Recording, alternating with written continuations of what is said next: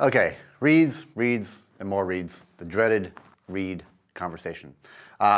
This is the topic that when two saxophone players are sitting around at dinner and they're the only two saxophone players and they start talking about reeds, everybody else seems to want to call for the check right away because it's the most boring topic to anybody else known to man. But it's for us saxophone players, it's still boring, but it's crucially important. So, as a beginning player, choosing a reed is pretty basic. You want to make sure, whether you're choosing Van Dorn reeds, Rico reeds, there's quite a few out there, that you choose one that feels comfortable. Reeds are expensive, and they don't last forever. So you want to make the most out of each reed that you choose.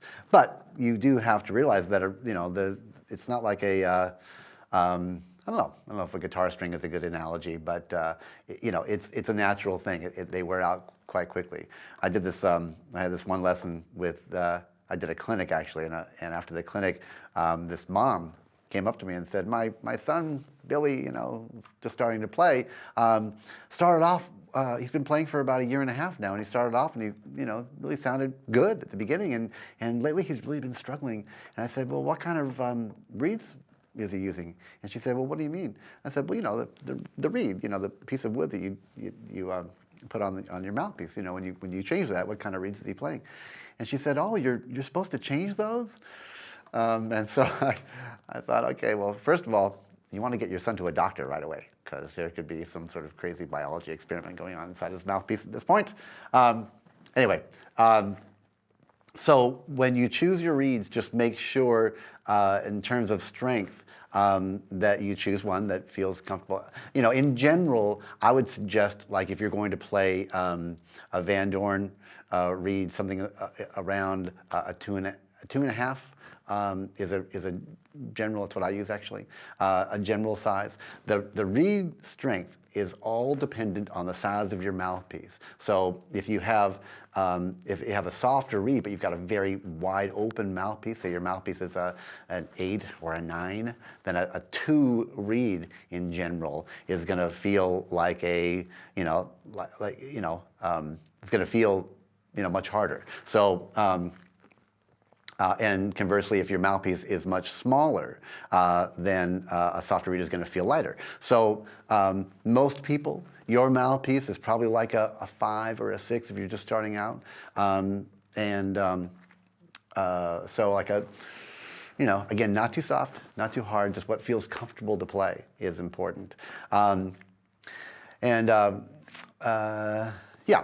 you want to make sure too that very often people want to work on your reeds. I went through my phase of working on reeds. I go through a lot of reeds, so my personal thing is that I feel like a reed feels the best straight out of the box without messing with it too much. But, if a reed, again, they're expensive, and so you want to do your most to make each reed get as close or, to play even better than it did, even if it feels pretty good. So a couple of points. So the points that I'm thinking of in terms of having you work on are right here in the rails. You can sort of see, first of all, how just in the shadowing of the light, where the thicker part of the reed is and where it thins out. And very often, that's not going to be too even. You're going to see a good reed, by the way, is going to have a lot of good fiber content, and the fibers are going to be nice and even, nice thick, even fibering through the whole reed. And so you wanted the 2 points are down here on the rails on either side, or up here on the tip points. Again, you want to avoid the middle or the heart of the reed, but here are the tips on either side. Boom, boom. And so you can take your reed brush or your sandpaper or your reed geek and just file down a little teeny bit right in these parts, and again the sides of the rails, and the 2 points right up here. Not the tip, but down about 1/8 of an inch in there, and never in the middle. Good. And so you can you can judge by looking at the reed and just simply go by the shadowing and kind of shape it that way. But always be testing your reed, make sure that you're playing it and you're never taking off more. Less is better. More is bad. Again, it's not like a haircut. It's not going to grow back. So just take your sandpaper, just do a little teeny bit, maybe 1 or 2 swipes, and put it back on the mouthpiece and in your mouth, and give it a whirl, and keep doing that process until you think you've got the maximum cut on the reed.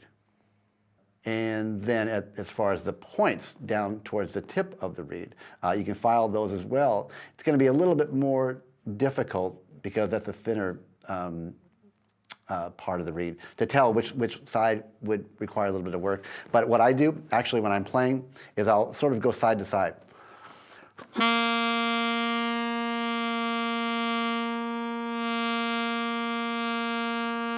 And just sort of mess with it a little bit. If you're a beginning player, this is all kind of moot. I wouldn't start messing with reeds until you've been playing for a while, because you're just not going to be used to how, it's a pretty subtle thing, what I'm talking about, these little differences. And so as a beginning player, I would just put on a reed that feels comfortable and go for it. If you're more, and more experienced of a player, and you can start shaping reeds, and see if that gets you. It's a bit of a trial and error, but those points are good. Wetting a reed is another crucial thing too, to be aware, and how to keep your reed wet. Again, you ask 10 different people, they're going to give you 10 different answers, all valid. But one thing's certain, that if once a reed gets wet, it should stay wet. It should stay consistently at the same moisture content. Because if once a reed gets wet and then it dries out, and then you take it, put it away, and you start playing again, it gets wet, dry it out, it's going to wear out way faster than if it starts, if it stays wet. So my process, after I'm done playing, I'll play for a little while.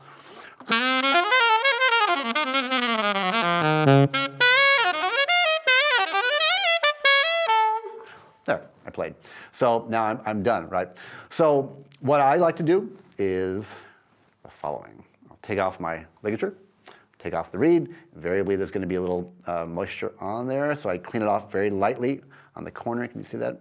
The corner of my mouthpiece, and just very lightly scrape off all the moisture and stuff. Put my ligature on, put it all back together.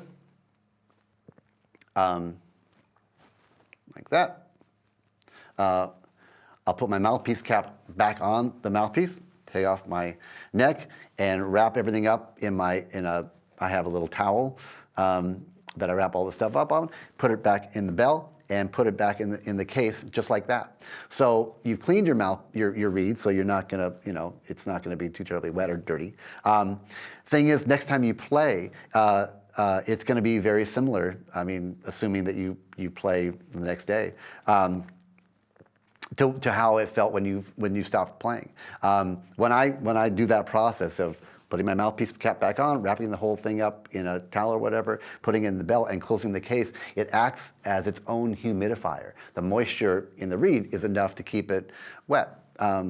It works, every time. So once I put the horn back together, again, if I play the next morning, it feels like it just did the night before. If you don't play every day, then you still want to try to keep your reed as wet as possible. One thing I would suggest maybe is to take your reed off, put it in the little plastic sleeve that it came in, and put that like in a baggie. I take a little teeny piece of paper towel, moisten it up a little teeny bit, and put it in the baggie and seal the baggie. And that way you've got a little humidifier. If you want to spend some money, you can buy a real life humidifier. There are lots of things to choose from. That'll work. My personal experience is that the simpler ideas tend to work just as well, if not better, than the really expensive options.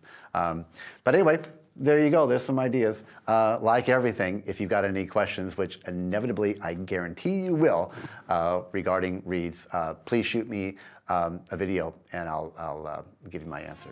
Alrighty, good luck.